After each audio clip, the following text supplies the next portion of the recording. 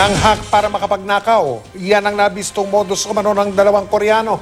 Ang biniktima raw nila isang kumpanya sa sarili nilang bansa. Ang pag-aresto sa kanila sa Pampanga sa pagtutok na ito ni John Consulta.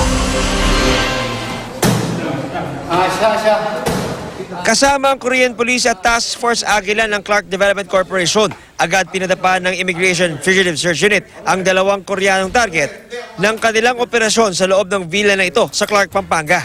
Inabutan ng mga operatiba sa kwarto ng mga suspect ang kanilang mga computer at laptop. Ayon sa FSU, hinak ng mga suspect na sina Lee Jong-jin at Choi Kwang-byum ang system ng isang kumpanya sa Korea para ma-divert sa kanila ang milyong-milyong won na ibinabayad ng mga customer sa kumpanya.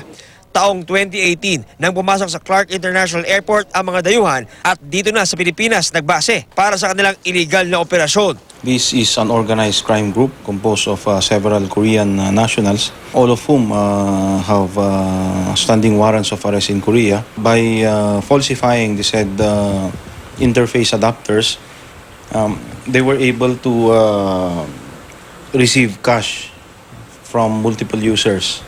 Sa hiwalay na opisina, mas maraming gadget ang nakuha ng mga operatiba na ginagamit sa modus ng mga Koreano. Kinumpiska ng Korean Police ang hard drive ng mga computer bilang ebidensya at para mapag-aralan ang ginawang panghahak ng kanilang kababayan. Tumanggi na magbigay ng pahayag ang mga inarestong Koreano. We want that they be deported immediately so that they'll be able to face the consequences of their actions.